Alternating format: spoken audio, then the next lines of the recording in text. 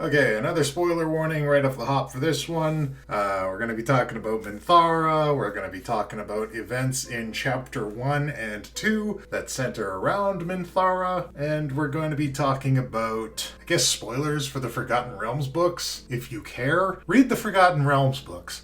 Or get them on audiobook. Lots of great D&D lore in there. It's pretty good. It doesn't start to get weird until you're like 10, 12 books in. Anyways, spoiler warning ending. Alright, so Minthara is like a queen. And I don't mean that in like the way, oh my god, she's so hot and mean. God, she's such a queen. And that's true too, and fair and valid. Minthara is like an actual queen. Like she's an heiress to the most powerful seat in Drow society. Maybe I should take a step back and explain things a little bit here for those of you who maybe aren't familiar with Baldur's Gate 3 or maybe not super familiar with the D&D lore. Let's pedal it back. Okay, so Minthara is a character that you can acquire for your party in Baldur's Gate 3. She takes a little bit of work to acquire because when you initially meet her, she's part of the cult of the Absolute, which means we can add her to our current bullpen of waifus that need to be disillusioned with the cult they joined. This is why everybody likes Karlach so much, it's because Karlach comes pre-disillusioned for your convenience. Now you can recruit Minthara to join your party one of two ways. One is by obeying her wishes and then slaughtering a whole bunch of people that probably don't deserve it, or you can use the one of like 4 times that non-lethal damage actually works in this game and knock her out, and then you can break her out of prison later in Chapter 2. Minthara has become a bit of a fan favorite since the game's been released. A lot of people really like her. She's got this cute kind of grumpy cat persona that she brings to the party. She's still my second favorite grumpy cat, if I'm being completely honest. First favorite is Lizelle. I don't care what anybody says. Y'all gotta give Lizelle a chance. It's totally worth it. Absolutely, I romanced her. I was playing a Dragonborn. Lizelle wants to be a dragon rider. Who am I to stand in the way of a young woman's dreams? Where was I? Oh yes, so Minthara. So Minthara is a Drow. And it occurs to me that perhaps I should explain what that means, because if you're not up on the lore, you may not know exactly what a Drow is besides being like a goth elf, which is not untrue, but I'll still go into it a little bit. So Drow, or Dark Elves, reside in the Underdark, primarily. There's some that live above ground now. It's all a little bit funny, but anyways. So they live in the Underdark, and they primarily live in the Drow capital city of Menzoberranzan, Mozzarella Burrito Stand. It's not important how you pronounce it. There's also another big city in the Underdark that the Drow reside in and trade primarily with Menzoberranzan, and it's known as Chednazad. But nobody cares about Chednazad. Nothing happens there. It's the Moose Jaw of the Underdark. So that's where the Drow reside. And of those Drow that reside in the Underdark, in Menzoberranzan, and the couple that reside in Chednazad, when it comes to religion, the only game in town is Lolth, the Spider Queen. If you're not familiar with Lolth, Lolth is an evil goddess. She is a goddess of chaos, and she is known as the Spider Queen. And she is widely considered to be the patron deity of the Drow who reside in the Underdark. And her main seat of power is in Menzroli, and she's done a good job setting it up because that whole city runs on devotion to Lolth. And this is the city that our dear Minthara Baenri comes from. And I said her last name there because that's going to be important later. But before we get to that, we have to talk a little bit about how the power structure in Menzroli works. The entire setup is a little gangland style. There are 20 houses in Menzoberranzan, and each one of those houses is governed by a matron mother. So they operate a bit like family units, and they all share the same last name, so it's basically a family. A lot of times the upper echelons of the house are all blood relatives, and then you have like a collection of like servants and lower people beneath that. Now, amongst these 20 houses, the top 10 houses are the ruling class, and the one who rules over those top 10 houses is the number 1 house. And the number 1 house in Menzoberranzan is, and has been for as long as we have record of it, House Baenri. And that is no small thing, because you have to consider every one of those 20 houses that reside within the city want to be the number 1 house. And it is only through strength and favor with Lolth that you are able to maintain that position. And let's remember, Lolth is a chaos god. She doesn't like things to sit still for too long because she'll get bored. But still, House Baenri remains at the top spot and has held it for years, centuries even. Naturally, it's not unheard of for the power structure of the houses in Menziberranzimo to shuffle around a little bit. In fact, there are two main rules in Drow society when it comes to this kind of thing. The first one is don't get caught, and the second one is no snitches. To give you an idea of how this works, let's say for the sake of argument, you are the matron mother of House 11, and you want to get yourself into that House 10 spot. Now, the only way you're going to get there is if one of the other houses gets wiped out. You get an inside bit of knowledge that somebody in that House 10 spot is out of favor with the Spider Mama. So this is your chance. You marshal your troops, you gather your armies and all your most powerful kids, and you quietly move them out in the night to slaughter the entirety of the House 10's population and just, quietly disappear them in the night so that you can move up to that 10 spot and live your Real Housewives in the Underdark life. Now, this is a high stakes game because if you fail and even one member of House 10 lives, you might think, oh, well, I'll be okay. They're not allowed to tattle on me. But that's where you're wrong, because everyone's spying on everybody. So once it becomes clear to all of your friends and neighbors in Moist Bananistan that you have had a failed attempt to take down one of your neighboring houses, you're both doomed. You're both doomed because you weren't successful, so your forces are weakened, so now you're ripe for the picking from other houses. The other house fended off an attack, barely, so they're ripe for the picking for other houses. And odds are both houses are going to be gone soon. And that's the best case scenario. Say you were caught brazenly and openly attacking another house, then it's just all over for you. The entire community gets together, they throw a big block party, all the other houses get together, and they completely annihilate you, your house, and your family from the face of the earth using fire, magic, soldiers, and demons. So yeah, this is all to say that it's difficult to hold power in Menzoberranzan. Now, back to Minthara. House Baenri is the number one house in Menzoberranzan, and Minthara Baenri is a member of that house. Now, because of how much power women hold in Drow society, and specifically within the noble houses of Menzoberranzan, it's super unlikely that Minthara would be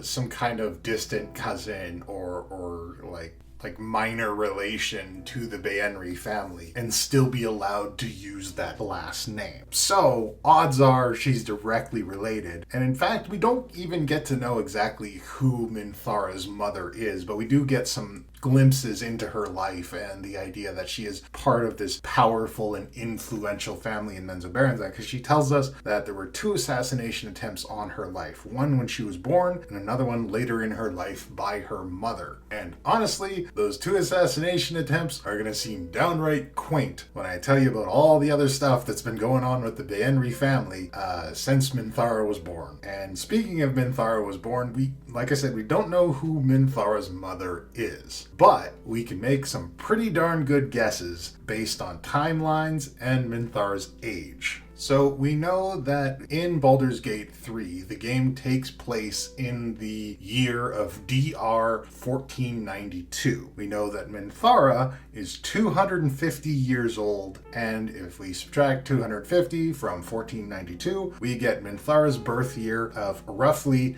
1242. It could be one ahead or one back. I don't know when her actual birthday is, but that puts us firmly in the close ballpark of when she would have been born. And during that time, the matron mother of House Baenri is the oldest and longest serving matron mother in the entirety of the city, Matron Yvonne Baenri, which is a hard name that I'm probably going to butcher for the rest of this video. Now, there's a small chance that Minthara is like a secret daughter of one of the Baenri children. I don't think that's super likely, but it's a possibility. It would explain a lot of why Minthara was mysteriously absent from a lot of the stuff that went down in the Baenri family that I'm about to talk about, but we'll get to that. So there are 5 Baenri daughters that could be Minthara's mother if it's not Yvonne.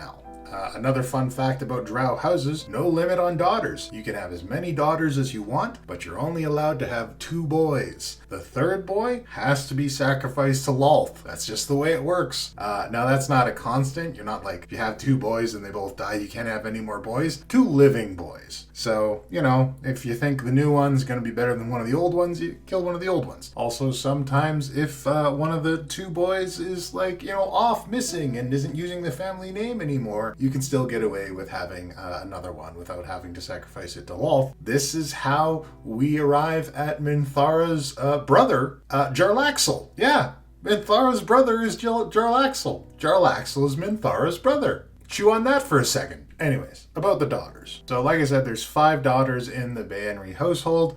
Get ready for more Drow name butchering. We have Quenthel Baenri, we have Triel Baenri, we have Bladen Cursed Baenri, we have Vendes Baenri, and we have Sosumptu Baenri. And good news for narrowing things down, almost all these people are dead. Currently, of the 5 listed, the only surviving daughters are Quenthel and Sosumptu Baenri. The rest are all dead, and so is Yvonne. But as to who Minthara's mother might be, I would say the odds are best for either Yvonne or Triel or Bladen Cursed. Triel and Bladen Cursed are the 2 oldest daughters, so they're kind of the most likely picks. Vendes was a bit older as well, but she really hated men like a lot. I don't see her having any kids, let alone a daughter. Sosumptu and Quenthel were both very young, and if they're not similarly aged to Minthara, they're probably maybe a little bit older or a little bit younger. But I really feel like the most likely option out of everything is Yvonne Baenri. And if this is true, then this points to kind of a massive plot hole in Baldur's Gate 3. And it wouldn't have been as big of a deal if they had just made Minthara like one of the other 20 houses in Menzoberranzan, and it probably wouldn't have mattered. But because House Baenri is such a big deal, they've been involved with a lot of very big and very serious events over the past 250 years that Minthara was mysteriously absent for. Did she leave to join the Absolute when she was 5 years old? I don't know.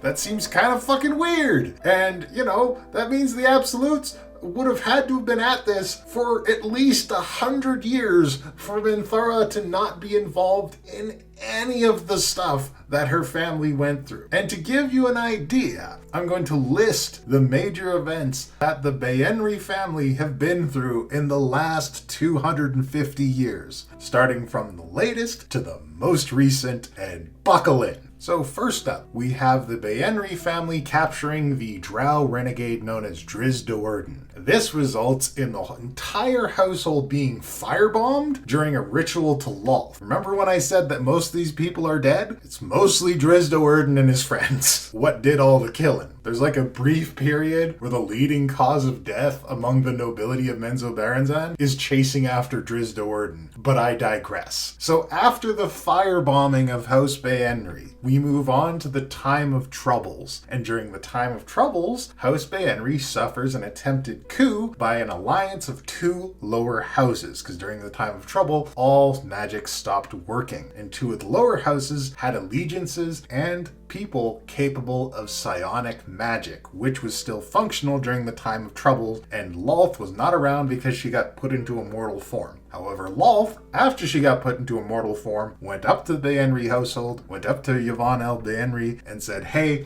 here's a little bit of my power, use it when you need to keep this whole operation functional. You've always had my back, you're a good servant, here's some power, don't spend it all in one place. So after they get through the attempted coup, they move on to another big plan. House Baenri is going to align itself with a couple lower houses, and Menzoberranzan is going to war. They're going to conquer the newly refounded dwarven kingdom of Mithril Hall, the place where Drizzt Do'Urden and all his friends live. If you've been paying attention, you can probably see where this is going, because the invasion fails and almost the entire Baenri family dies. Only a couple of the brothers survive, and Triel Baenri, every other Baenri sister dies, and Yvonne L. Baenri dies in the fight as well because she was part of the vanguard leading the invasion. And my friends, that's not even the last of it, because next we have Triel Baenri taken over as matron mother of the house, and then all of a sudden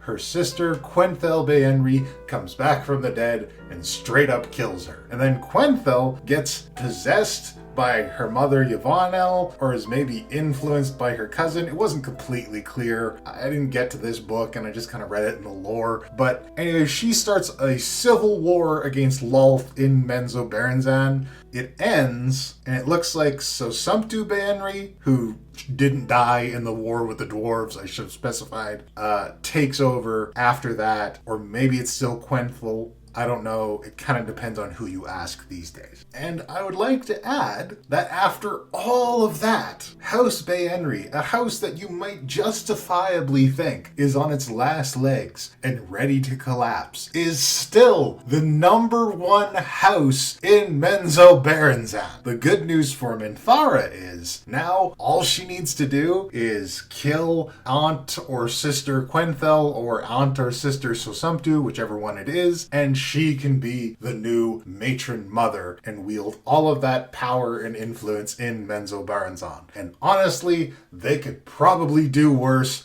given the issues the city has been through. Like I said, this feels like a real plot hole, and unusual for Baldur's Gate 3, because usually everything's well written and very tied up, but I think by making Minthara a Baenri, it really ties Minthara up in a lot of events she was suspiciously absent for. It'd be like if, like in the 8th season of Supernatural, they added a third brother named Doug Winchester, and they acted like he had been there the entire time. So there you have it. Minthara is one quick murder away from becoming the most powerful drow around. And now that's a thing you know. And that's it for me. Tune in next time. Thanks for liking and subscribing. And until then, puck out.